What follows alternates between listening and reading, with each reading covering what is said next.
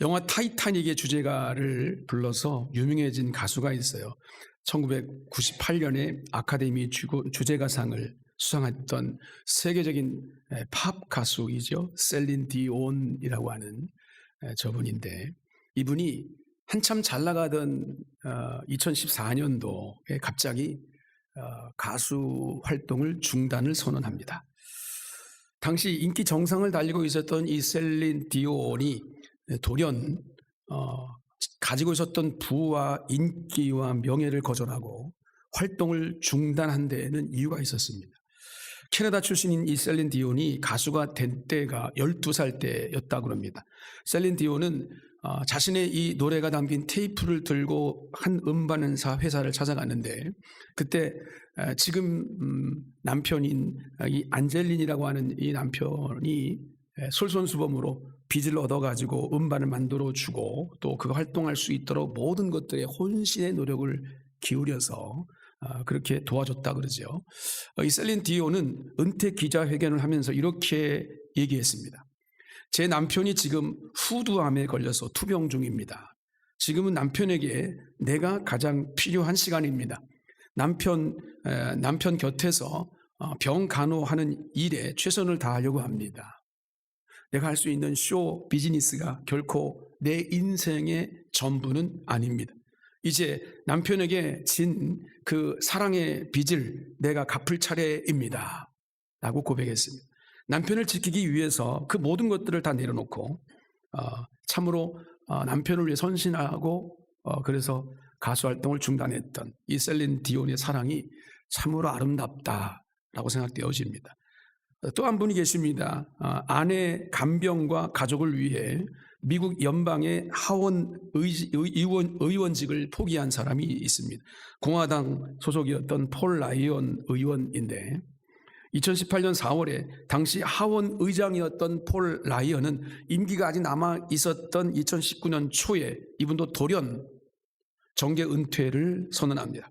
은퇴 이유가 뭐냐면 어린 아이들과 더 많은 시간을 보내고 싶다라고 하는 이 부분이고, 또 한 가지가 루게릭병에 걸려 있었던 아내 제나의 간병을 하기 위해서 그만둔다라고 말했습니다. 비록 아내의 간병만이 유일한 이유는 아니었지만 가족과 아내를 돌보는데 집중하기 위해서 그 막강했던 권력을 가진 하원 의장직과 연방 하원직에서 물러난 이 결정은 그 당시 미국 사회에 큰 주목을 받게 되었습니다. 아내와 가족을 위해서 모든 걸 내려놓을 수 있는 아버지 또 남편의 사랑이죠. 물론 투병하고 또 사망하고 이런 어두운 이야기들 할 때마다 너무도 우리 마음이 안타깝죠. 그러나 오늘 우리가 이런 사람들의 이야기를 들을 때마다 우리의 가슴이 따뜻해집니다. 그것은 사랑의 이야기이기 때문에 그렇습니다. 마찬가지로 그리스도인은 우리들이 하나님이 우리를 사랑하신다 라고 하는 이 사랑의 이야기를 들으면서 우리의 마음이 어떤가? 주님이 우리를 사랑하십니다 라고 하는 이야기를 들을 때 뭘 사랑한단 말이야? 주님의 사랑이 어디 있단 말이야? 혹시 이런 마음이 드는가? 아니면 주님이 나를 사랑하신다는 것을 들을 때 내가 좀 부족하고 연약하고 환경이 지금 녹록하지 못해도 주님이 나를 사랑하시는 그 은혜와 사랑이 경험되어지기 때문에 내 마음이 따뜻한가? 여러분, 하나님의 마음이 따뜻해지는 경우는 어떤 경우일까? 우리는 반대로 한번 생각해 보는 거예요. 내 마음이 따뜻해지기를 우리는 소망하지만 반대로 살아계신 하나님, 나의 왕 되신 하나님이 나를 통해서 따뜻해지는 그런 경우는 어떤 경우일까라는 거죠. 우리가 하나님을 사랑해서 늘 하나님을 생각하고 하나님을 구할 때, 간절히 찾을 때 하나님께서 우리를 보시면서 따뜻한 그런 느낌을 받지 않으실까, 이런 생각을 해봅니다.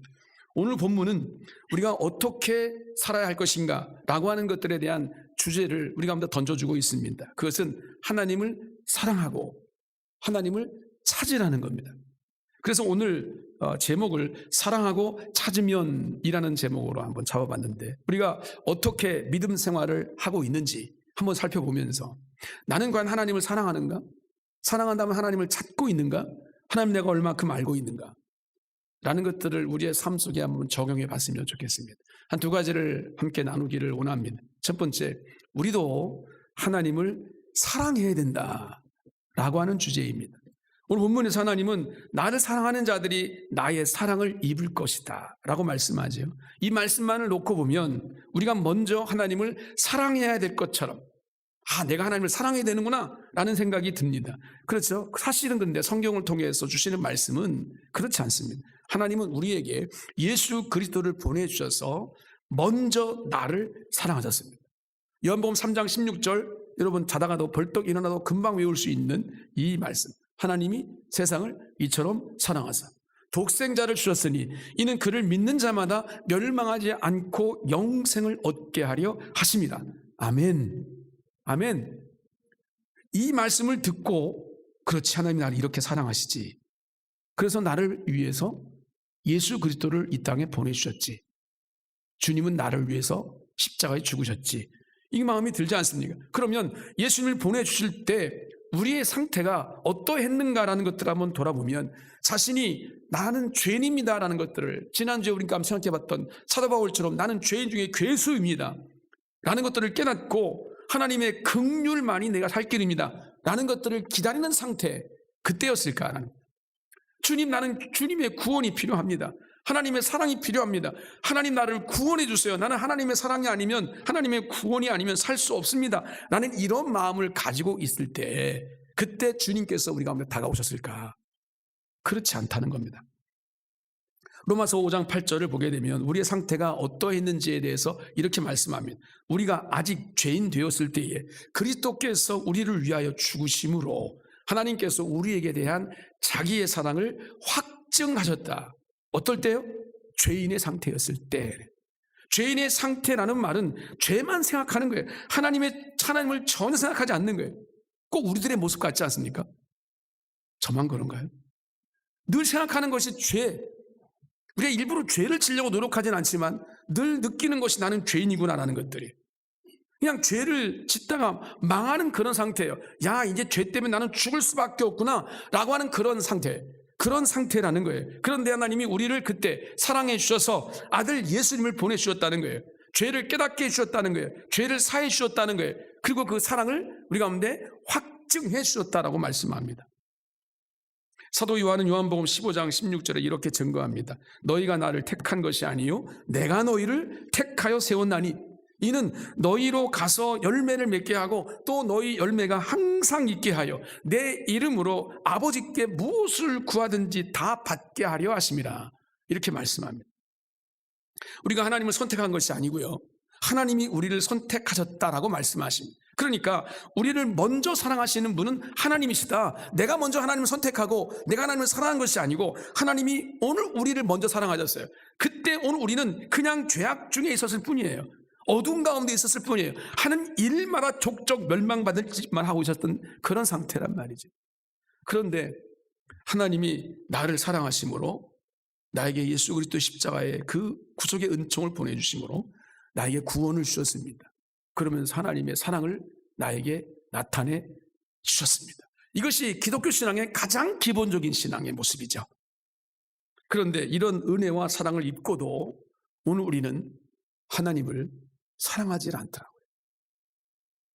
그런 사랑을 입고도 우리가 사랑하는 것이 뭐냐라는 것들을 돌아보면 분명 오늘 우리는 하나님의 사랑을 입어서 하나님의 백성이 된 선택받은 하나님의 자녀임에도 불구하고 그 사랑을 받은 자답게 살지 아니하고 우리가 하나님을 사랑하는 것이 아니라 세상 것을 사랑하고 있더라.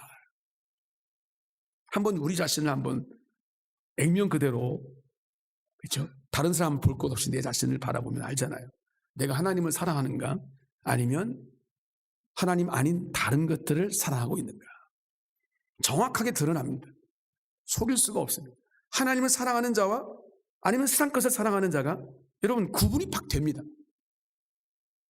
누구한테 드러낼 필요도 없어요. 드러나요, 열매로. 그렇죠? 여러분 우리가 한번 생각해 보면 뭔가 사랑하는 대상이 생긴다 생각해 보십시오. 여러분이 뭔가 사랑한다, 애지중지한다, 이것 없으면 못 살겠다라는 생각이 드는 거, 그게 사랑하는 대상 아니겠어요? 그러면 어떤 상태가 되냐면 그 대상을 늘 생각합니다. 늘 묵상해요. 늘. 돈에 빠진 사람, 물질에 매인 사람들은 그 사랑의 대상이 물질이죠. 돈인 거예요. 그냥 눈만 뜨면 어떻게 하면 돈을 벌 수 있을까? 어떻게 하면 돈을 없으면 난 살 수가 없는 거예요. 항상 24시간 생각하는 것이 돈. 돈을 묵상하죠. 여러분, 뭐 남자 같은 경우에 바둑 좋아하시는 분들, 당구 좋아하시는 분들 다 아시잖아요. 사람들의 머리가 바둑알처럼 보이고 당구알처럼 보이고. 제가 알아요. 그거 제가 빠져봤기 때문에. 그렇게 보여요. 그 대상이 그래요. 그 사랑하기 때문에 그렇거든요. 여러분, 연예인들을 좋아하시는 분들, 연예인에 빠지면 그렇습니다. 임영웅 씨 얼마나 좋습니까? 이 노래 한번 들어보면 막 그냥 빠지잖아요. 임영웅에 빠지면 임영웅에 묵상하게 돼요. 하나님보다 임영웅이에요. 그렇잖아요. 뭐 내 사랑하는 뭐 남녀 총각 처녀들, 사랑하는 대상, 애인이 생겼다. 애인이 내 사랑의 대상이 되잖아요. 그죠? 늘 묵상하게 되잖아요. 자나깨나 그 사랑하는 사람이 생각난단 말이에요. 늘 생각하고 묵상하는 것이 바로 내가 사랑하는 대상입니다. 그렇다면 나는 하나님을 얼만큼 생각하고 묵상하고 있냐는 거죠. 이게 현실인 거예요. 하나님과 나의 관계의 현실인 거예요. 아무리 내가 하나님을 사랑합니다라고 말을 100번 1000마디 해도 내 삶 속에 하나님을 기억하지 않아. 하나님 말씀을 기억하지 않아. 하나님과 내 삶 속에 어떤 연관이 있는지를 묵상하지 않아. 그럼 여러분, 하나님 사랑하는 거 아니에요. 그러면 내가 뭘 사랑하고 있는가 한번 생각해 보시죠. 내가 어떤 것에 관심을 가지고 어떤 것에 시간을 투자하고 어떤 것에 삶의 에너지를 쏟고 있는가. 그것이 내 삶의 대상이라면 그것이 내 사랑의 대상일 거란 말이죠. 요한일서 2장 15절 16절에 사람들이 사랑하는 대상이 무엇인지를 정확하게 언급해 줍니다. 함께 읽어보겠습니다. 시작. 이 세상이나 세상에 있는 것들을 사랑하지 말라. 누구든지 세상을 사랑하면 아버지의 사랑이 그 안에 있지 아니하니 이는 세상에 있는 모든 것이 육신의 정욕과 안목의 정욕과 이생의 자랑이니 다 아버지께로부터 온 것이 아니요 세상으로부터 온 것이라. 사람들이 사랑하는 것은요, 어떻게 얘기했습니까? 육신의 정욕, 안목의 정욕, 이생의 자랑, 이 세 가지. 이것이 우리의 사랑하는 대상이란 말이에요. 이렇게 인간은 하나님의 사랑을 입고도, 전적인 하나님의 은혜를 입고도 하나님을 사랑하지 않는 존재더라고요. 우리들의 모습이에요. 하나님의 사랑을 입으면서도 죄를 끊임없이 짓는단 말이죠. 마치 노아의 시대와 같습니다. 노아의 시대의 특징이 창세기 6장 5절에 이렇게 나옵니다. 여호와께서 사람의 죄악이 세상에 가득함과 그의 마음으로 생각하는 모든 계획이 항상 악함 뿐임을 보시고, 항상이에요. 항상. 어쩌다 그런 게 아니라 항상 마음으로 생각하는 모든 계획이 항상 악하다 그랬어요. 그때나 지금이나 똑같습니다. 가인도 그랬고 바벨탑을 쌓았던 사람도 그랬고 노아 시대 때 살았던 방주 시대에 멸망당했던 사람도 그랬고 광야 시대에 살았던 이스라엘 백성도 그랬고 가나안 내 땅에 들어가서 정착했던 이스라엘 백성도 그랬고 역시 지금도 마찬가지 우리들 그래요. 사람들은 하나님의 사랑을 입으면서도 이렇게 하나님을 사랑하지 않고 살아가요. 그러면서 하나님을 사랑한다고 우리는 고백해요. 하나님 사랑합니다. 뭐 솔직한 사람들은 내가 하나님을 사랑하는지 안 사랑하는지 모르겠습니다. 그것은 아직 하나님의 사랑을 아직 경험하지 못했기 때문에 솔직히 그렇게 말할 수 있는 거겠죠. 그런데 하나님의 사랑을 경험하고도 예수 그리스도의 십자가의 은혜로 나는 죄사함 받았고 구원함을 받았고 천국 백성이 되었다고 고백하는 사람들인데도 내 삶 속에 하나님을 사랑하는 모습이 없어요. 오늘 주님께서 이렇게 말씀하십니다. 나를 사랑하는 자들이 나의 사랑을 입으며 이렇게 말합니다. 입는다라는 이 단어 히브리어로 임자운이라고 하는 이 단어를 쓰는데 이 임자운이라는 단어가 어떤 의미가 있냐면 발견한다, 찾는다, 만난다 이런 뜻입니다. 이런 뜻을 가지고 있어요. 그러니까 무슨 의미입니까? 하나님을 사랑하는 사람이 하나님의 사랑을 발견한다, 하나님의 사랑을 찾는다는 거예요. 하나님을 사랑하는 사람이 더 많은 하나님의 사랑을 입게 된다는 거예요. 풍성해진다는 거잖아요. 많은 사람들이 하나님의 사랑을 입고 있습니다. 그런데 우둔하고 지혜가 없어서 그것이 하나님의 사랑인지를 몰라요. 당연하게 여겨요. 당연하게 내가 숨쉬고 있는 줄 알아요. 당연하게 내가 뭔가 할 수 있는 건강이 있다고 생각해요. 당연하게 이 시대를 살아가는 행복이 있다고 생각한단 말이죠. 당연해요. 지난주에 우리 마지막 찬송 은혜, 예? 당연한 것 아니에요. 그 은혜라는 것은 당연한 것이 아니란 말이에요. 그런데 당연한 것처럼 여겨져요.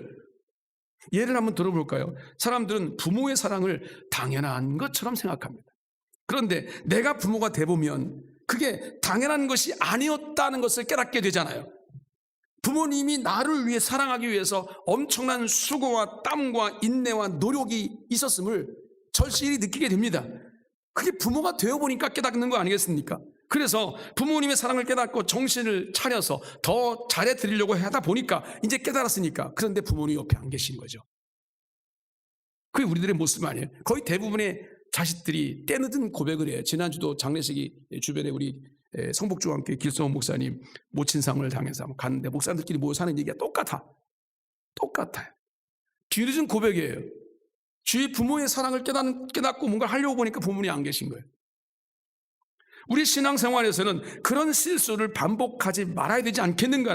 하나님이 먼저 나를 사랑하셨어요. 그런데도 오늘 우리는 그 사랑을 몰라요. 당연하다고 생각해요. 하나님이니까 그렇게 나를 사랑하셨다. 그렇게 사랑하신다고 나를 말씀해 주셨으니까 내가 사랑한지 알지, 그 사랑이 나한테 어떻게 와왔는지, 어떻게 와 닿는지 느끼지를 못하는 거예요. 내가 기도하면 좀 들어주셔야 될 거 아니겠어요? 예? 응답해 주셔야 될 거 아니겠어요? 하는 일마다 다 잘 돼야 될 거 아니겠어요? 건강해야 될 거 아니겠어요? 예? 자식도 잘 되지 않겠습니까? 이 모든 것들이 우리의 삶 속에 당연한 것처럼 여겨지는 거죠. 부모님이 나를 사랑하기 위해서 엄청난 고생을 하고 수고를 하셨듯이 하나님이 나를 사랑하기 위해서 어떤 모습을 어떻게 하셨는가? 독생자를 아낌없이 내어주셨어요. 그리고 본문을 통해 이제 그 사실을 깨닫고 나를 사랑하는 그 사람에게 더 큰 사랑을 주시겠다라고 말씀하고 계시는 겁니다. 여러분, 하나님의 사랑은 늘 우리 주변에 머물러 있거든요. 아니, 정확하게 말하면 하나님은 늘 사랑의 마음으로 우리와 함께 하신다. God is love. 하나님은 사랑이시다. 하나님은 사랑이시다. 우리는 입이 아프게 늘 얘기해요. 하나님은 사랑이시다. 그래서 하나님의 또 다른 이름이 뭡니까? 임마누엘. 임마누엘 뜻이 뭐예요? 하나님이 우리와 함께 하신다. 뭘로? 하나님의 사랑으로. 여러분, 우리가 하나님을 사랑하면 우리는 이 놀라운 하나님의 사랑을 날마다 때마다 경험할 수밖에 없는 환경 속에 살아가는 거잖아요. 하나님이 사랑을 언제나 부어주시기 때문이죠. 그렇다면 우리가 하나님을 어떻게 사랑하고 있는가? 예수님은 그 기준을 우리에게 이렇게 설명했습니다. 마태복음 22장 37절입니다. 같이 한번 읽어보겠습니다. 시작. 내 마음을 다하고 목숨을 다하고 뜻을 다하여 주 너의 하나님을 사랑하라. 마음을 다하고 정성을 다하고 뜻을 다하여 하나님을 사랑하다.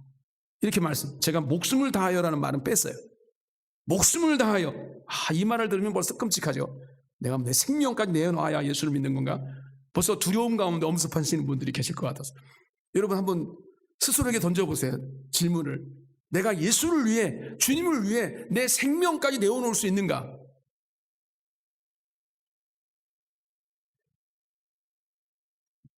네, 겁나죠? 그럴 일 없습니다. 주님께서 그렇게 강력한 요구를 아무한테나 하시지 않거든요. 한번 그럼 반문해 보십시다. 여러분의 자식이 계신 분들, 자식을 위해서 내 생명까지 내어놓겠다. 네, 벌써 고개를 끄덕이신 분이 계셔요. 네. 그렇죠. 저도 그럴 것 같아요. 내 자식을 위해서 목숨을 내놓으라면 내놓을 것 같아요. 왜 그럽니까? 사랑하기 때문이죠. 사랑하기 때문에 그렇게 할 수 있는 거 아니겠습니까? 물론 환경이 돼봐야 알겠지만 마음은 정말 내가 주님을 위해, 자식을 위해서 아낌없이 내어줄 거, 내 생명까지 내어줄 것 같아요. 근데 하나님을 내가 위해서 내 목숨을 내어놓을 수 있을까? 한번 점검해 보십시오. 자, 그런데 목숨을 다하는 사랑이라고 하는 것은요, 하루아침에 이루어지는 것이 아니잖아요. 아브라함이 아들 이삭을 제물로 드릴 그런 믿음이 되기까지 그가 하나님의 부름받은 순간부터 40년 이상의 세월이 흘렀어요. 그 시간이 필요합니다. 연단의 시간이 필요합니다. 과정이 필요합니다. 처음에는 의심도 하고 거짓말도 하고 별짓을 다 하는 아브라함이었지만, 그러나 그 과정 가운데 하나님께서 나를 사랑하시는 그 모든 것들을 경험하고 때를 따라 하나님이 나와 함께 하시는 것들을 경험하면서 어느 순간에 보니까 내가 목숨을 다해서 하나님을 사랑하는 수준까지 이르렀더라는 거예요. 자기 아들 이삭까지 내어놓는 그런 사랑의 사랑의 모습으로 이 아브라함은 변해 있더라고요. 하나님은 늘 우리 가운데 그렇습니다. 때를 따라 우리가 목숨을 다하여 사랑할 수 있는 수준과 믿음을 주시고 그것을 우리 가운데 요구하시는 분이십니다. 그만큼 우리에게 대한 사랑이 강력하십니다. 그러니까 오늘 우리는 하나님의 놀라운 사랑을 힘입고 그 놀라운 사랑을 발견해서 기쁨과 평안이 충만한 삶을 살면 되는 건데, 그러다 보면 어느 순간에 내가 주님을 위해서 내가 어떤 것도 헌신할 수 있습니다, 목숨까지 내어놓을 수 있습니다라는 이 믿음의 수준까지 올라갈 수 있다는 거죠. 여러분, 주님이 질투하신 하나님이라고 말씀하셨어요. 이게 무슨 말일까요? 하나님은 나와 무슨 관계에 있어? 내가 그냥 살다가 그냥 내가 주님 믿습니다, 살아계신 거 믿고요, 천국 있는 거 믿고요, 이 정도의 신앙 가지고 여러분 신앙생활이 제대로 될 수가 없어요. 하나님을 사랑하지 않으면 내 신앙이 온전히 설 수가 없다고요. 내가 과연 한 주간 살아가면서 여러분의 삶 속에 하나님을 사랑하는 마음으로 내가 뭘 했는지, 어떤 삶을 꿈꿨는지, 어떤 것을 희생했는지, 어떤 것을 내가 손해봤는지, 어떤 것을 내가 꿈과 계획을 가지고 저 앞에 나갔는지, 하나님의 영광을 위해서 무엇을 했는지, 결단을 했는지, 그럼 그것이 하나님과 나와의 관계성 속에서 드러나는 거예요. 하나님을 목숨 다해 사랑하신 여러분 되시기를 주의 이름으로 축복합니다. 하나님이 그렇게 여러분을 사랑하시거든요. 두 번째, 우리가 할 일은 그러면 뭐냐? 하나님을 찾는 거라는 거죠. 우리가 할 일은 하나님을 간절히 찾는 것인데, 간절히 찾는다라고 하는 히브리어 원어를 찾아보니까 샤하르라는 단어를 씁니다. 샤하르라는 이 단어는 어떤 뜻이냐면 그냥 설렁설렁 대충 있는 대로가 아니라 최선을 다해서, 목숨을 다해서, 죽음을 힘을 다해서 찾는 것을 샤하르라는 단어라고 씁니다. 시편 41편 1절, 오늘 서시로 읽었습니다만 자신이 얼마나 하나님을 간절히 찾는지를 보여주는 구절 아니겠어요? 하나님이여 사슴이 시냇물을 찾기에 갈급함같이 내 영혼이 주를 찾기에 갈급하니이다. 이스라엘은 여러분 다 아시는 것처럼 건기가 되면 비가 안 옵니다. 아예 비가 안 와요. 특히 남부지역 같은 경우에는 거의 사막이고 광야거든요. 그러니까 비가 안 오기 때문에 물 구하기가 정말 어려워요. 그 시편 기자는 그 가물 때에 주변에 사슴 한 마리가 심한 갈증 때문에 물을 찾느라고 옆에 사람이 있는지도 모르고 위험이 있는지도 모르고 그냥 온 사방팔방을 누리비비고 다니는 것을 본 거예요. 이 말씀은 하루 종일 이 언덕 저 언덕 골짜기마다 다니면서 물을 찾는 그 사슴의 모습을 연상하면서 쓴다는 그 구절이거든요. 이 시편 기자는 자신이 사슴처럼, 그 사슴처럼, 목마른 사슴처럼 그렇게 하나님을 찾는다라고 말하고 있습니다. 물을 찾지 못하면 죽어요. 죽을 수밖에 없는 환경이에요. 하나님 만나지 못하면 죽어요. 그런 각오로 하나님을 찾겠다라는 거거든요. 이게 하나님을 사랑하는 모습이라는 거잖아요. 그러면 이 말씀을 비추어서 오늘 우리의 모습을 한번 돌아볼까요? 나는 지금 어떤가? 나는. 여러분, 하나님을 얼마나 찾고 계시나요? 네? 내가 적어도 목사고 장로고 권사고, 여기까지만 할게요. 네? 중직자들 한번 생각해 보세요. 여러분들이 그 하나님의 사랑이 있기 때문에, 그 은혜가 있기 때문에 중직자라고 하는 항존직의 직분이 있는 건데 하나님을 찾고 계시냐고.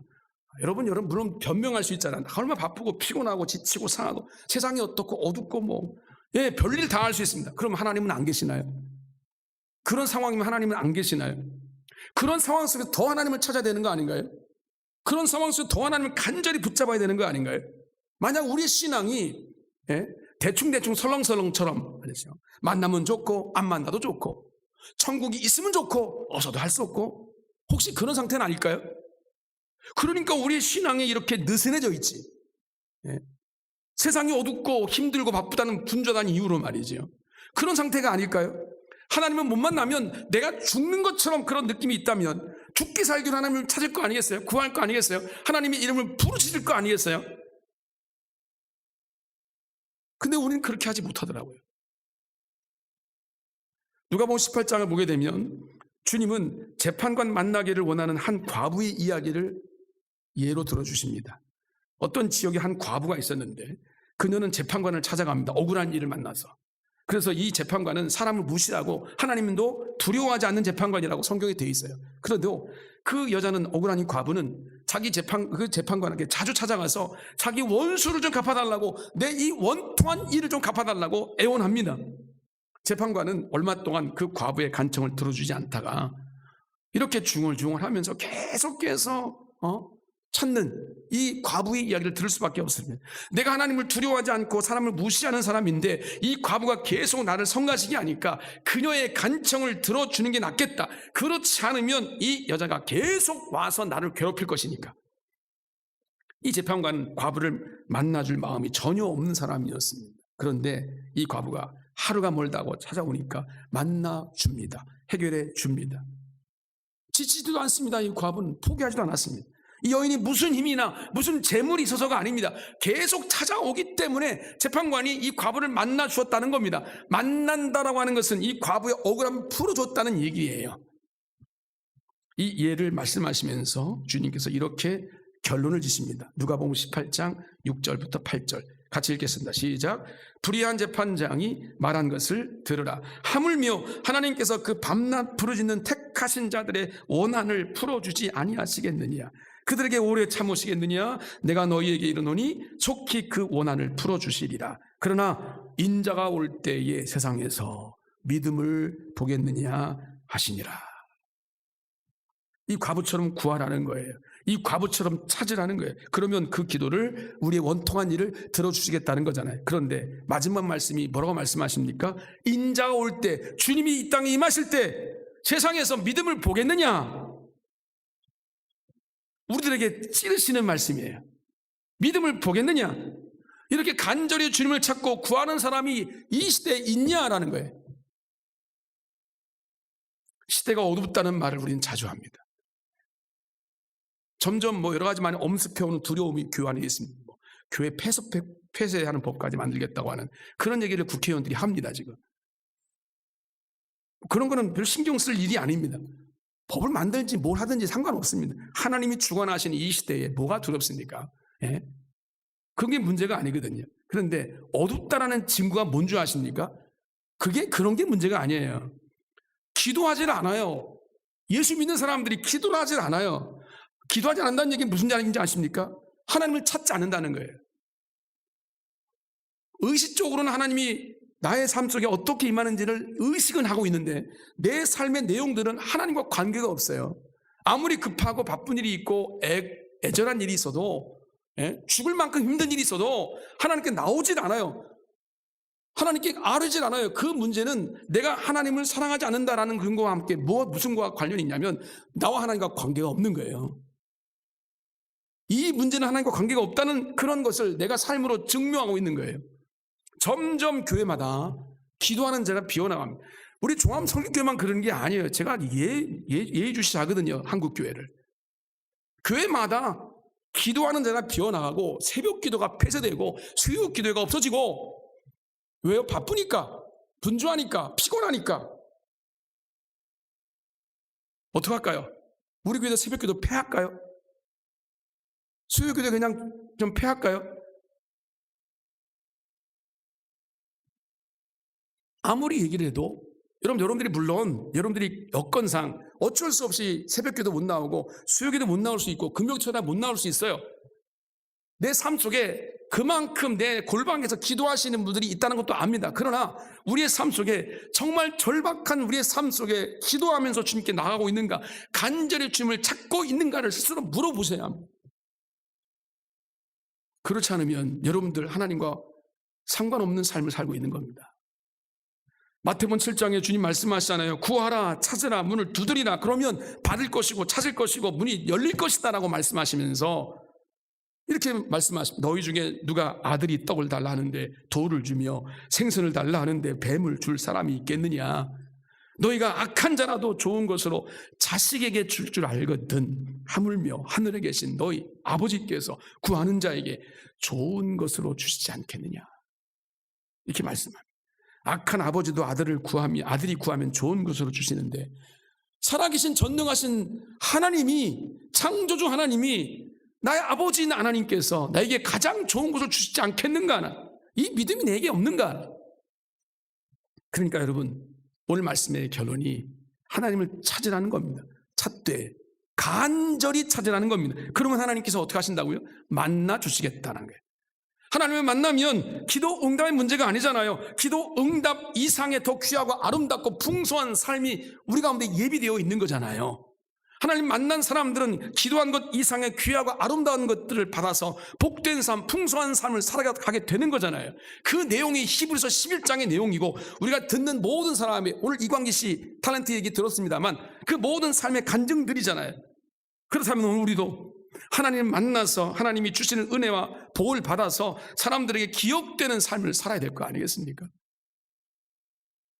사랑하는 여러분, 여러분의 삶 속에 안 되는 걸 억지로 목숨을 다해서 뭘 하라, 그런 얘기가 아닙니다. 최선을 다해서 하나님께 앞에 가까이 가시기 바랍니다. 하나님을 가까이 하는 것이 복인 줄로 믿습니다. 마지막으로 시편 1편 1절 3절 여러분 다 암송하셨겠죠? 네. 지금 아주 적기입니다.